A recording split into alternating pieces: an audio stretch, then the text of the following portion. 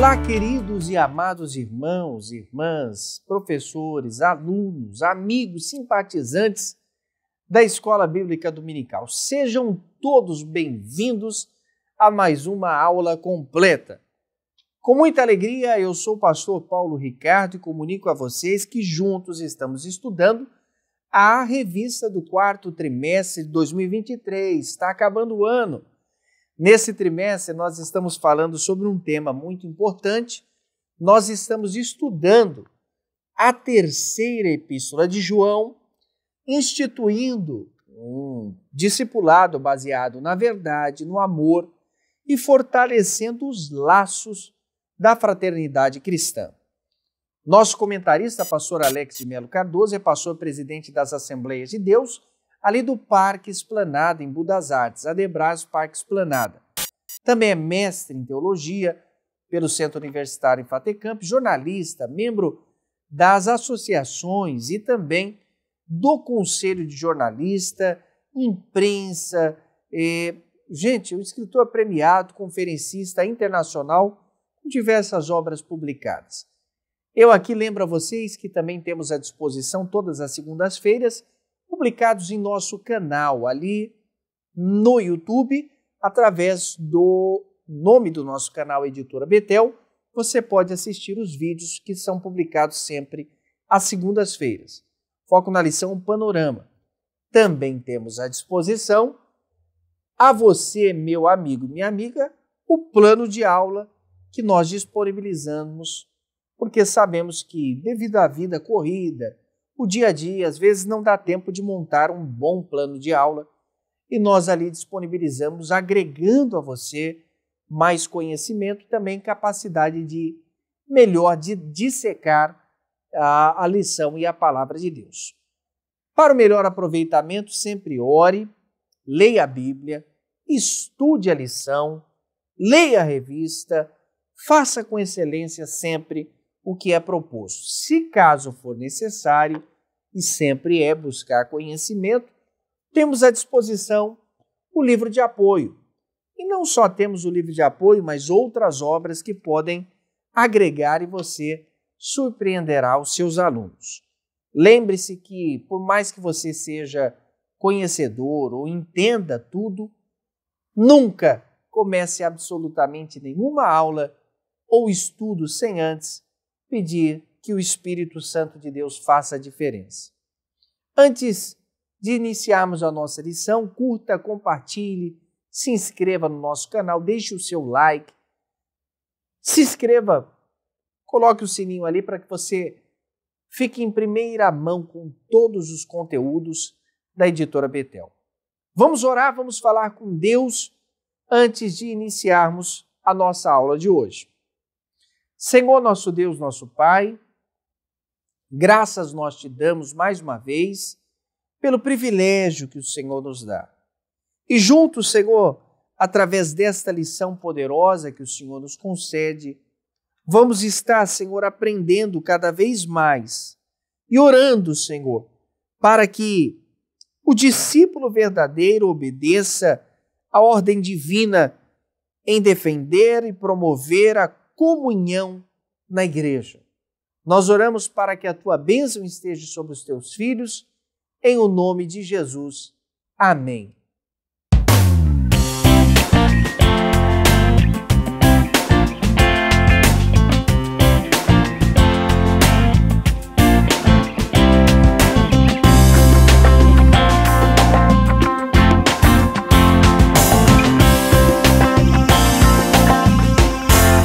A lição de hoje nos fala sobre a lição de número 9, que será lecionada no dia 26 de novembro de 2023, cujo tema diz: o verdadeiro discípulo promove a comunhão.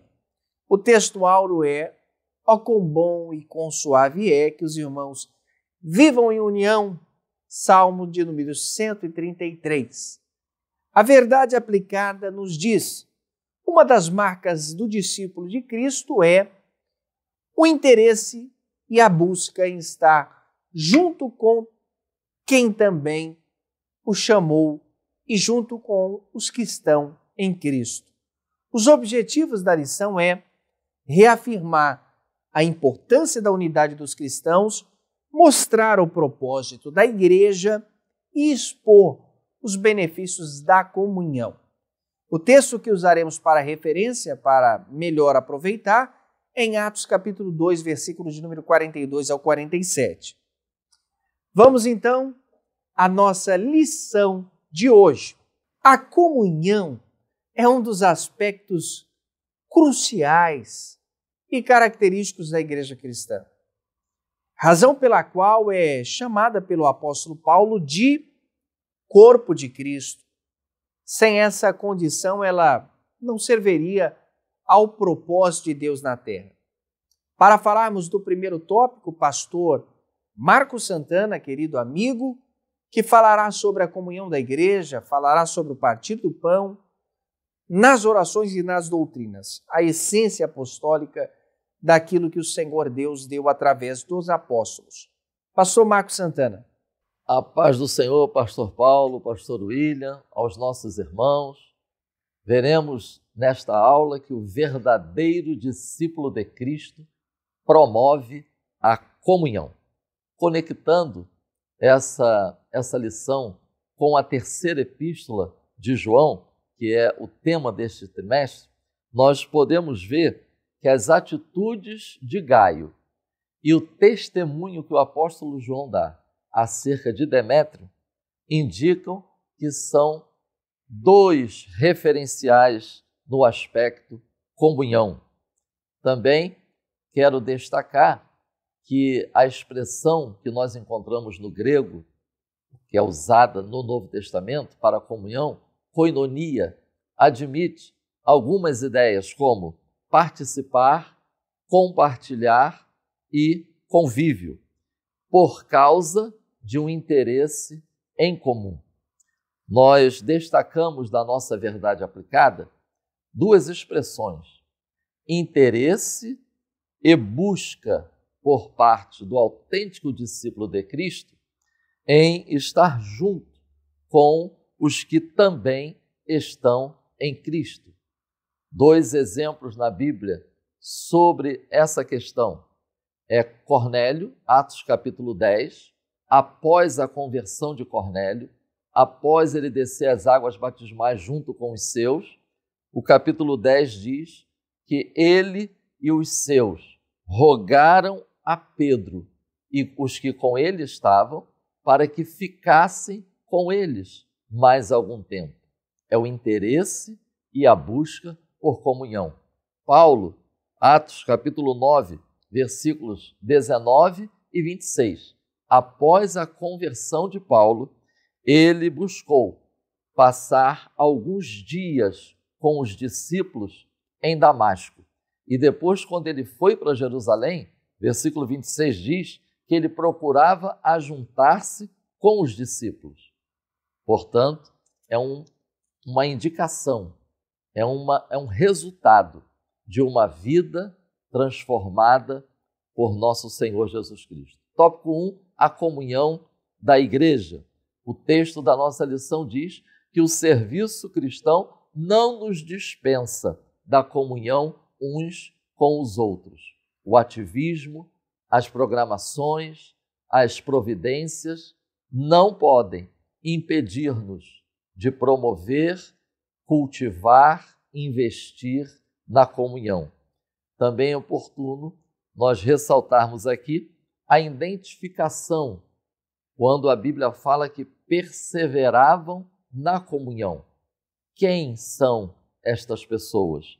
Antes de Atos, capítulo 2, 42, versículo 42, nós vemos que tratam-se de pessoas que foram batizadas em águas e pessoas que receberam a palavra de Deus.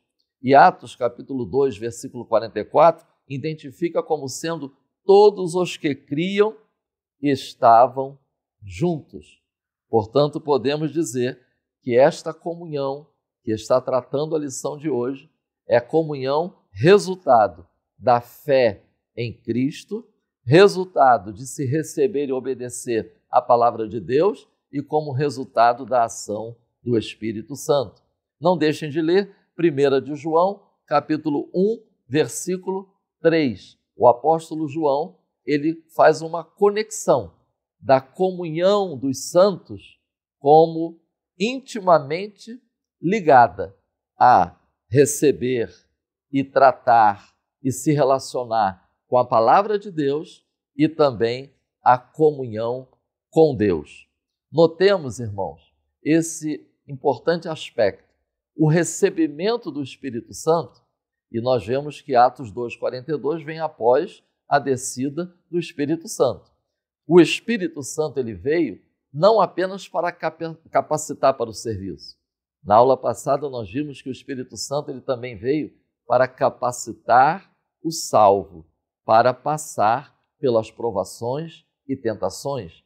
E nesta lição nós podemos dizer que o Espírito Santo ele também veio para capacitar uma comunidade cristã transformada a se expressar em comunhão uns com os outros. Vide Efésios, capítulo 4, versículos 1 a 6. O Espírito Santo, ele opera a unidade entre os discípulos de Cristo, no corpo de Cristo, e compete aos membros do corpo de Cristo procurar se interessar, se esforçar para manter essa unidade, promovendo a paz.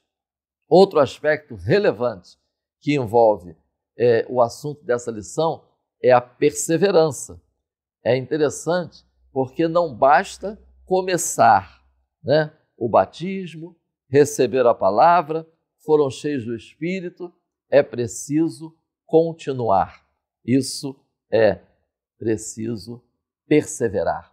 É preciso conservar, porque a chama do Espírito é também a chama da comunhão. 1 aos Tessalonicenses 5,19. Não extingais o Espírito.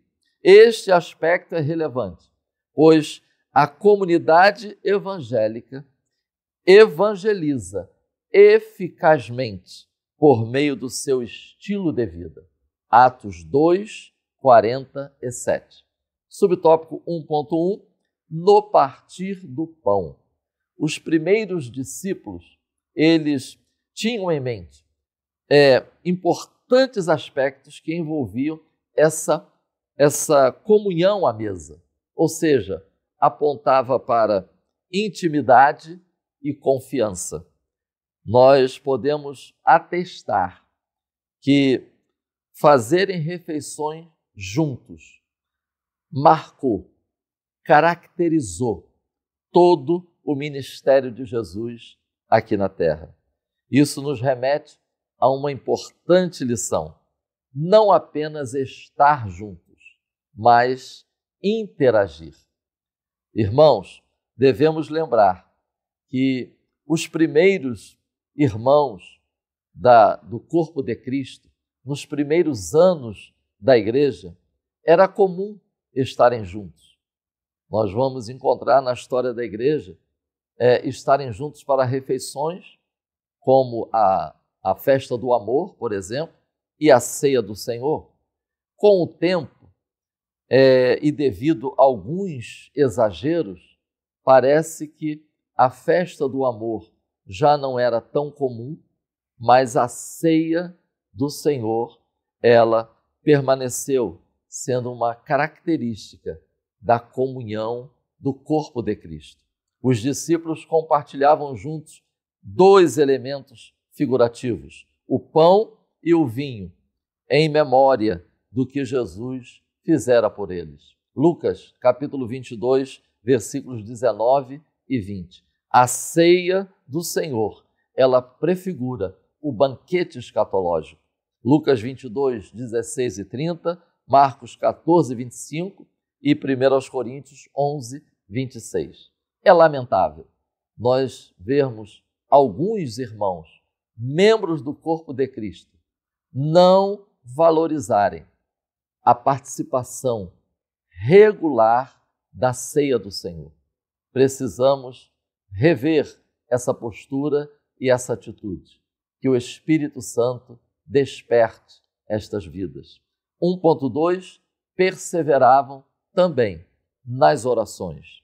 É relevante destacar que a primeira reunião após a ascensão de Jesus foi uma reunião de oração. Atos 1:14. Foi um prelúdio para o Pentecoste e também foi parte contínua da vida de comunidade dos primeiros discípulos. Perseveravam em oração antes e depois.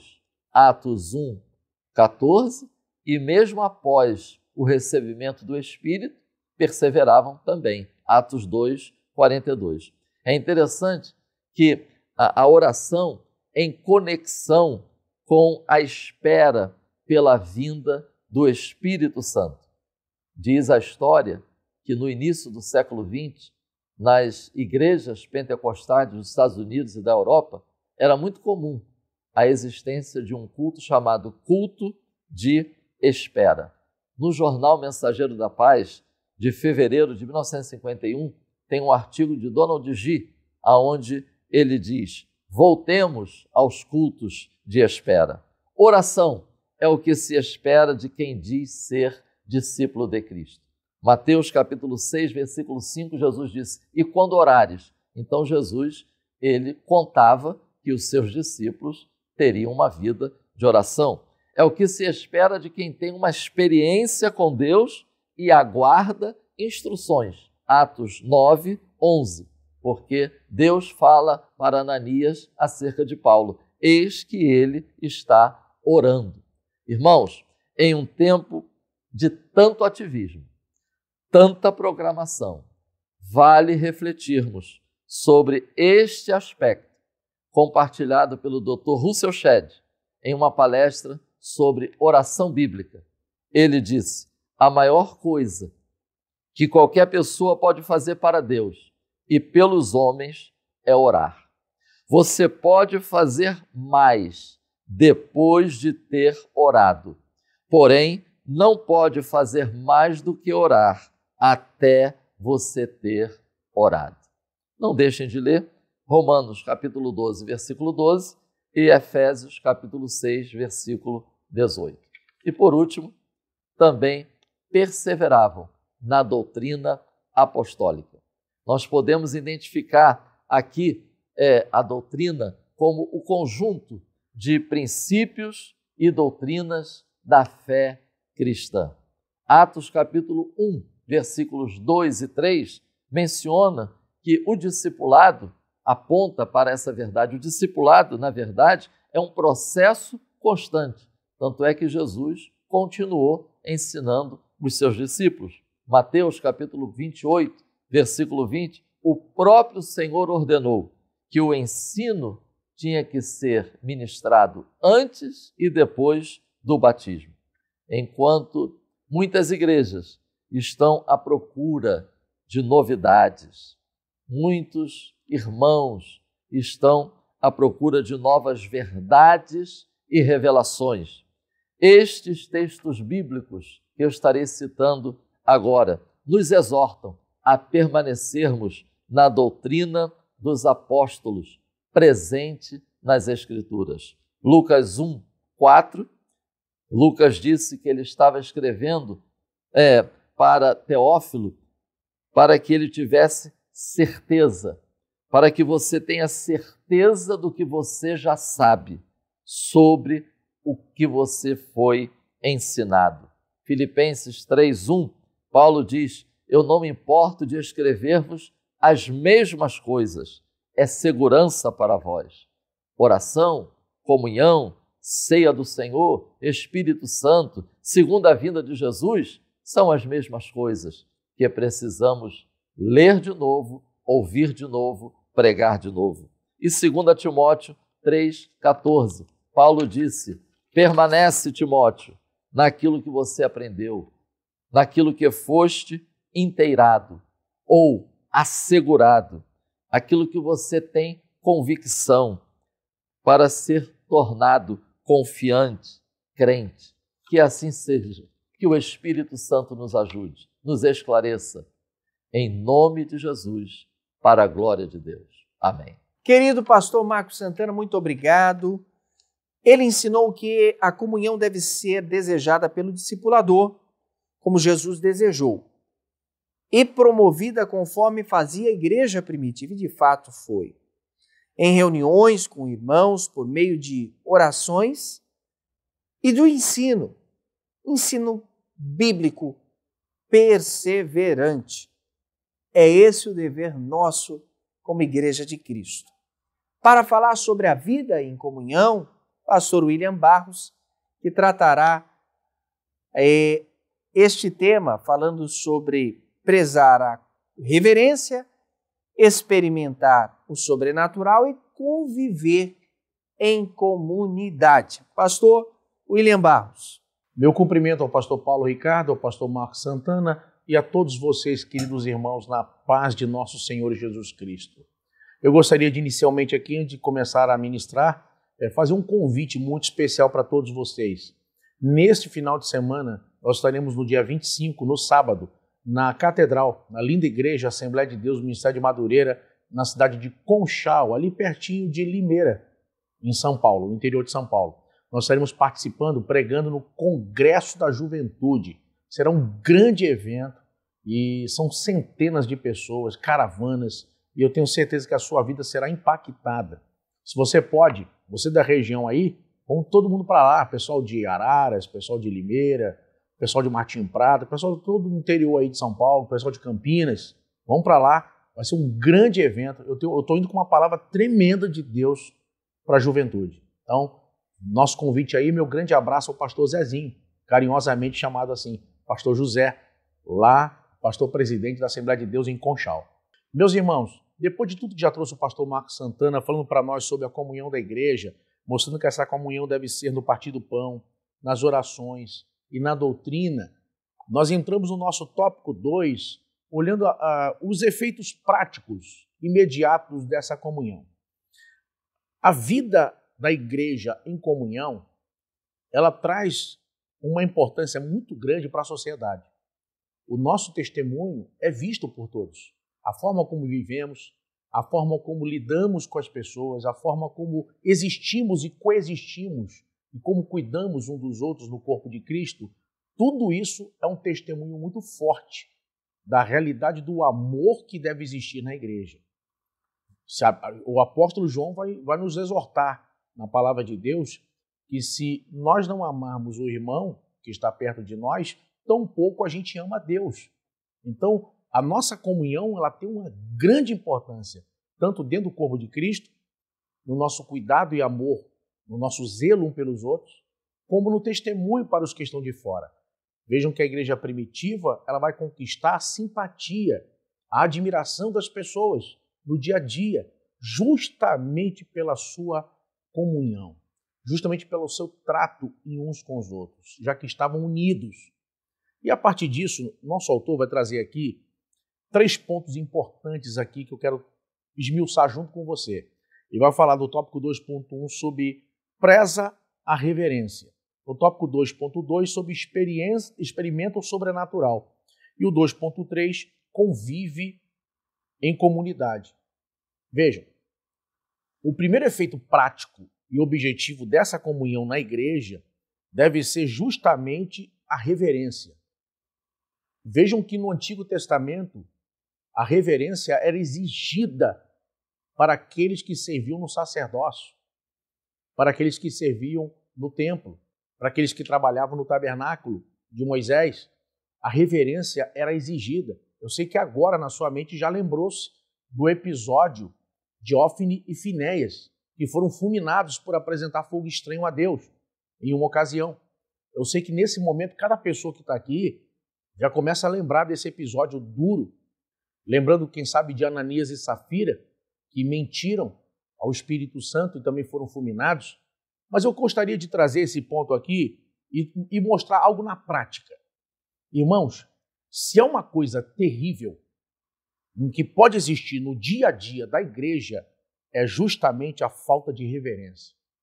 A forma como prestamos culto a Deus, a forma como nos relacionamos no culto com Deus, como lidamos com aquilo que é sagrado, revela muito da nossa essência, revela muito do nosso caráter cristão. revela muito da nossa educação, o quanto fomos educados, o quanto aprendemos. Irmãos, pessoas ficam de pé para aplaudir personalidades. Pessoas se curvam muitas vezes na sociedade diante de fatos ou feitos heróicos de grandes heróis. Que tipo de comportamento deve ter o cristão? Que tipo de atitude deve ter cada um de nós perante Deus, perante o culto, perante aquilo que é sagrado? Irmãos, eu vou dizer uma coisa. Aqui na lição de hoje vai dizer o seguinte: os prodígios e sinais que Deus efetuava na igreja gerava temor da própria comunidade de fé e dos de fora. Se por um lado, no início da história da igreja, os sinais e os milagres geravam temor, agora vivemos o caminho inverso. Nesse momento que vivemos hoje, nós precisamos entender o seguinte, que da mesma forma que os milagres trazem temor, nesse momento é o temor que vai trazer os milagres. A falta de temor, a falta de respeito, a falta de reverência, ela não mata. Isso aí é fato. Pode ficar tranquilo com relação a isso, porque se matasse, está provado isso, porque se matasse, alguns cultos nossos terminariam em velório. Quando uma pessoa no meio do culto ficasse conversando no WhatsApp, quando uma pessoa no meio do culto acabou de cantar e fosse para fora, seriam fulminados. Só chegou no culto para pregar, acabou de pregar, foi para fora conversar. O pastor não está aí, vou ficar lá fora conversando com o diácono. Ou seja, está aprovado. Passa o culto todo no púlpito, conversando, dando mau exemplo para o rebanho. O rebanho está lá sentado embaixo, está vendo os obreiros em cima do púlpito conversando e mexendo no celular. Olha a falta de respeito, a falta de reverência e o pior, a falta de exemplo. Aí o que vai acontecer com isso? É nítido, está provado, não mata. A falta de reverência não mata. Porque se matasse, certamente alguns cultos nossos terminariam em velório. Mas a falta de reverência a Deus, a falta de respeito, a falta de educação, a falta de formação com relação a esse aspecto do caráter cristão vai roubar do nosso culto o mais importante, a manifestação de Deus. Por que você acha que alguns cultos não têm mais milagres? Por que você acha que alguns cultos pessoas entram endemoniadas e continuam endemoniadas? Por que você acha que muitos cultos não têm mais batismo com o Espírito Santo? Falta de reverência. Deus não fica em ambiente onde ele não é adorado, onde não é reverenciado. Eu me lembro aqui do saudoso pastor Morris Cerulo. Ele estava no Ibirapuera, em São Paulo, numa ocasião, numa grande cruzada, numa noite de milagres. Ele estava falando, começando suas palavras e mencionou um texto bíblico. Uma pessoa ou outra levantou e começou a andar. Ele parou e falou assim: os milagres que aconteceriam essa noite estão comprometidos. Não acontecerão mais, porque alguém desrespeitou Deus. Ele pediu para as pessoas que estavam andando e conversando ou ir embora ou se sentarem. Ele fez uma oração pedindo perdão a Deus, pedindo perdão ao Espírito Santo pela irreverência. E naquela noite, pessoas largaram cadeira de rodas, pessoas vomitaram câncer, pessoas que não enxergavam saíram do local enxergando. Por aí você imagina o que nós perdemos no dia a dia da igreja quando nós simplesmente não temos reverência. Se o culto começa às 7 horas, chega às 8, não vou chegar, que o mais importante é a palavra. Aí não adora, não participa do culto. Chega na hora da pregação. Ou seja, e alguns é naquele tipo, não, eu não gosto que mande eu levantar a mão, eu não gosto que mande eu falar, eu não gosto que mande ficar em pé e depois sentar. E esqueceram que o culto não é para agradar você. O culto é para agradar a Deus. O culto não é para você. O culto é para Deus. Se o culto é para Deus, mas tem que agradar você, então não é para Deus que você está lá. Percebe o que está acontecendo com a gente? Irmãos, a falta de reverência vai roubar a manifestação do Espírito no nosso meio. Se nós queremos a glória de Deus, se nós queremos a presença de Deus, se nós queremos o agir de Deus, nós precisamos mudar o nosso caráter, a nossa conduta, a nossa prática com relação àquilo que é divino, aquilo que é santo, aquilo que é sagrado. Vejam que, irmãos, As pessoas perderam tanto isso que perderam até o apreço de levar uma Bíblia na mão. Aquela coisa, sabe? É o livro santo. Eu vou abrir, é a palavra do meu Deus. Já perderam. Já alguns começaram a levar o celular com a Bíblia para a igreja, com a desculpa, não, estou indo do trabalho e tal, aí é até compreensível. Agora nós já temos pessoas que vão domingo para a igreja sem Bíblia, levam no celular. Pessoas que vão para o púlpito pregar e já não levam a Bíblia. Abre o tablet ou o celular e simplesmente vai lendo o texto. Já não tem mais apreço pela palavra. Aquela reverência, aquela adoração, aquele respeito pelo livro santo. Perdeu. A reverência, o respeito. Perdeu. Irmão, nós precisamos mudar isso, irmão. Nós estamos na aula de escola dominical. Se não for para falar isso, se não for para tocar nesses assuntos, então, irmão, para que nós vamos ter aula? É só para dizer para o irmão, então diga para o irmão do seu lado, eu te amo. Diga para o irmão do seu lado, você é importante para mim. A gente está aqui, irmão, para confrontar. A gente está aqui para ter mudança. A gente está aqui para tocar em áreas da nossa vida que precisam ser tratadas pela palavra de Deus. É para isso que essa aula existe. A EBD é para transformar caráter, é para mudar a nossa conduta.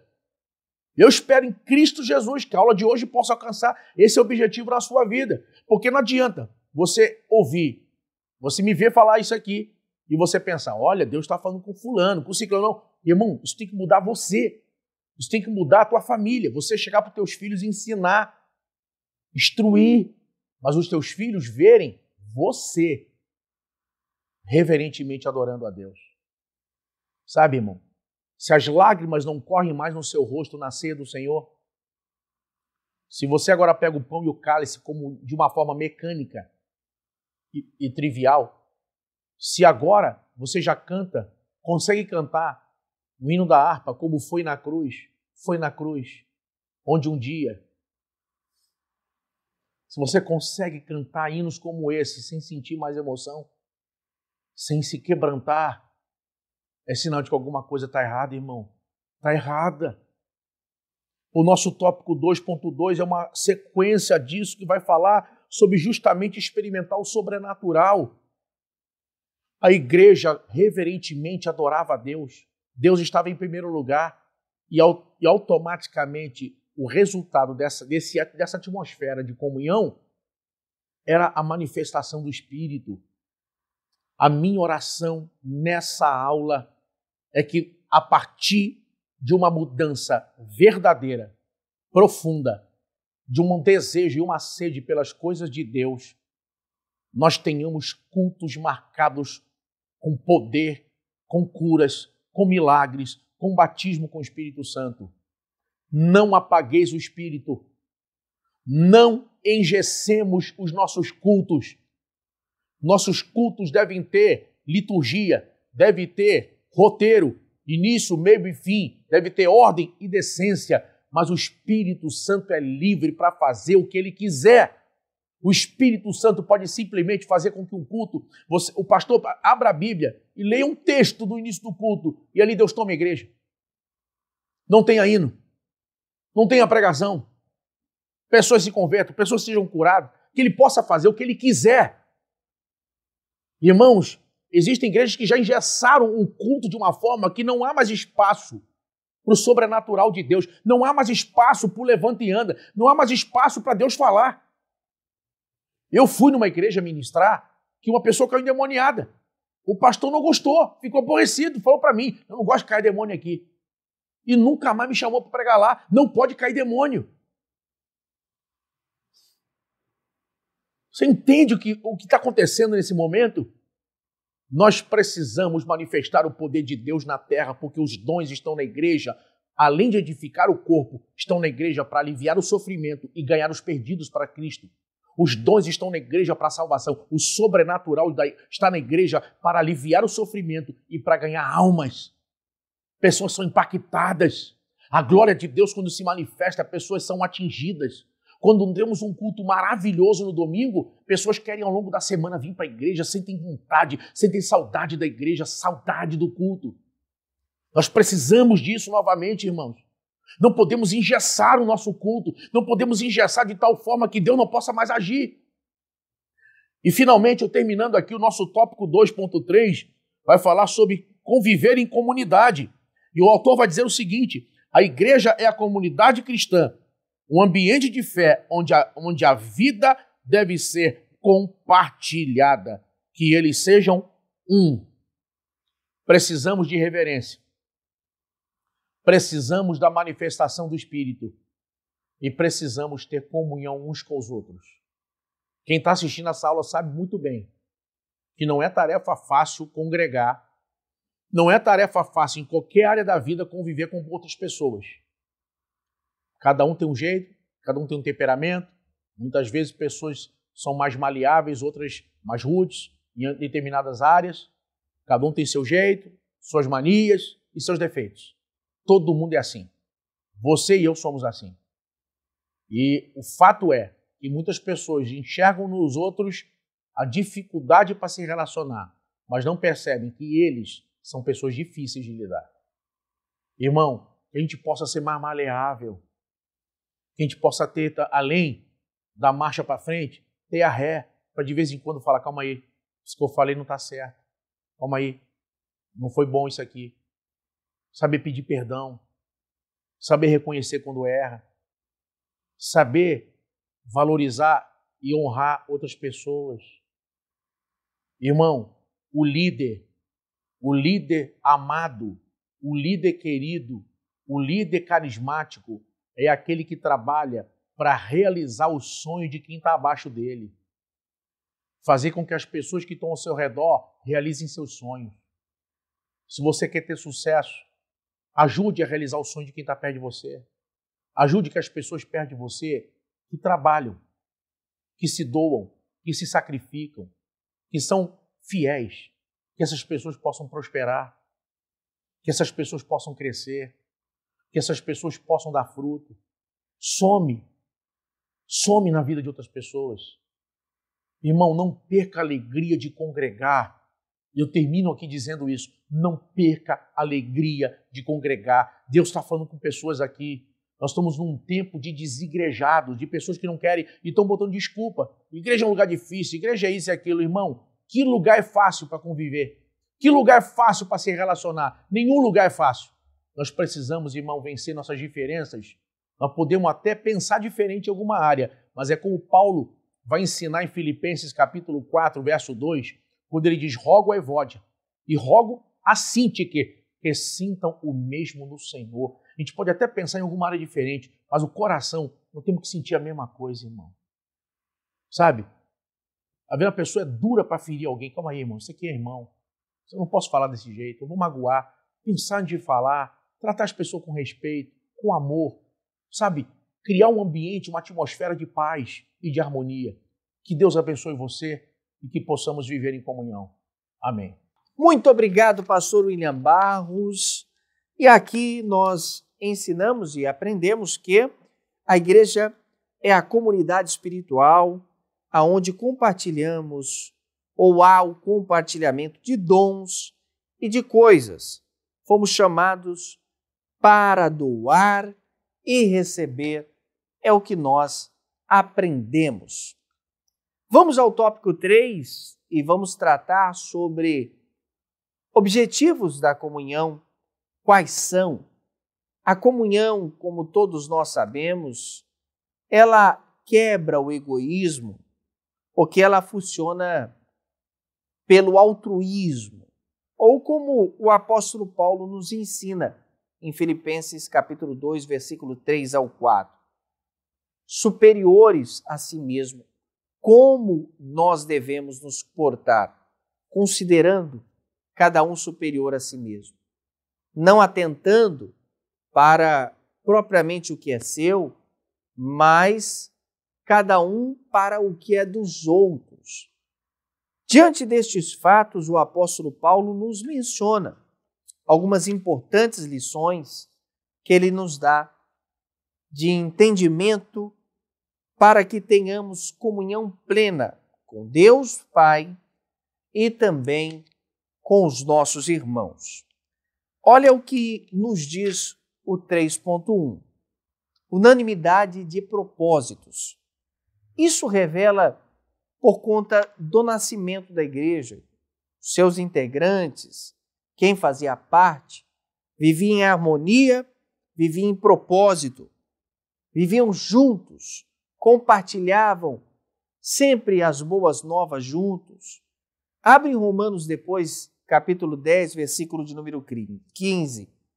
Nós compreendemos que o termo unânime vem do grego, que nos diz que tem o sentido como uma mente de comum acordo com uma paixão singular e única.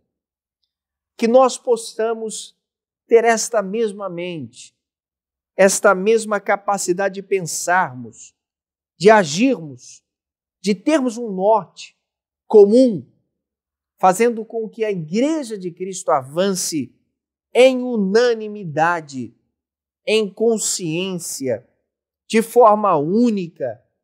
Essa unanimidade que não era presenciada principalmente por Diótrefes, ela era uma incapacidade ou uma ausência, uma fragilidade que permitia que a igreja fosse cada vez mais fraca.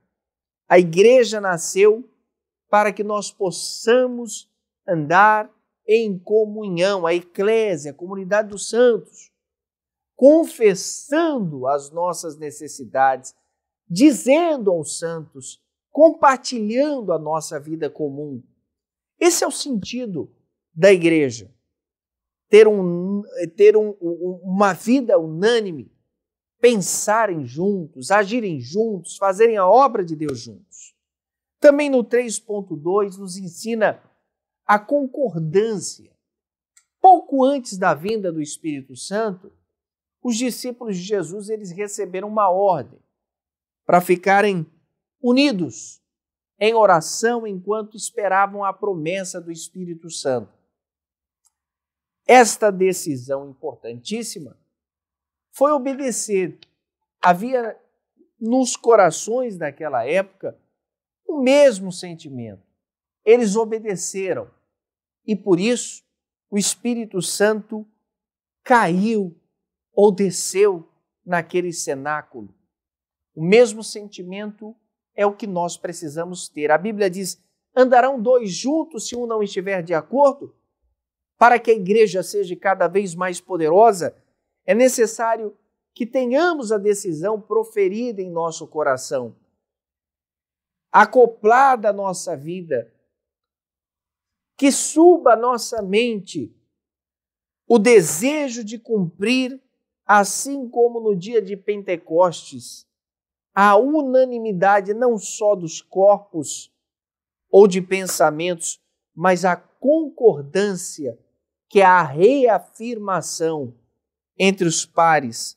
Gaio e Demétrio eram concordantes em tudo. Porém, Diótrefes buscava sempre estar distoante do seu líder, João. A concordância é fundamental para ter uma vida produtiva, para ter um ministério sadio, para possuir uma vida cheia do Espírito Santo. E como terceiro ponto, falaremos sobre o louvor a Deus. Louvar a Deus era uma das expressões de alegria e gratidão manifestada pelos irmãos desta maravilhosa igreja primitiva.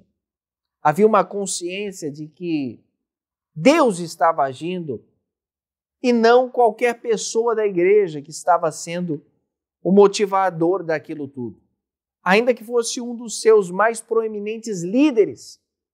Com isso, entendemos que a Igreja de Cristo precisa de pessoas que dignifique, glorifique, exalte ao Senhor, que não tente atrair a glória para si, mas, pelo contrário, que fomente a todos a glorificarem a Deus pela sua maneira de viver, de conviver, de estarem juntos, de compartilharem, quer comais, quer bebais, façais tudo para a glória de Deus. Nós vivemos uma vida de louvor a Deus, nós vivemos uma vida de comunhão com Deus, e Deus quer que compartilhemos esta união e esta comunhão de forma verdadeira e íntegra. Por isso, chegamos à conclusão desta lição, elevando os nossos pensamentos e corações, que cada um de nós, como membros do corpo de Cristo, necessitamos estar vigilantes, constantemente, quanto aos ataques malignos e à tendência da nossa natureza humana pecaminosa, que tentam minar, destruir o povo de Deus. Mesmo que o Espírito nos revista de poder, também para essa união é necessário despertarmos sempre o cuidado com zelo. Orai, mas vigiai. Chegando aqui ao final desta lição poderosa, nós vamos orar. Através desta oração com o pastor William Barros, nós agradecemos a Deus por esta oportunidade. Vamos orar e pedir que Deus nos abençoe. Antes, eu ensinei que existe para caminhar em unidade, unânimes de propósito, com seus membros, líderes, servindo com coração, em gratidão, alegria pelo que Deus realiza. E é pela comunhão que a igreja alcança o objetivo de considerar o outro superior a si mesmo. Vamos orar, vamos falar com Deus. Oremos. Senhor, te agradecemos pela aula de hoje e pedimos, ó Deus, que seja verdadeira a nossa comunhão. Que nossa comunhão, Senhor, tanto seja no vertical contigo, como horizontal com nossos irmãos e possamos ter paz com todos. Pedimos a tua bênção para todo o teu povo, em nome de Jesus. Amém. Queridos irmãos, agradeço a todos. Deixe o seu like, se inscreva, faça parte também do nosso canal, participe, interaja. A lição de número 10 será a próxima lição, onde trataremos que o verdadeiro discípulo glorifica a Deus. Juntos vamos terminar a terceira epístola de João, sempre aprendendo muito mais. Editora Betel, edificando a casa de Deus.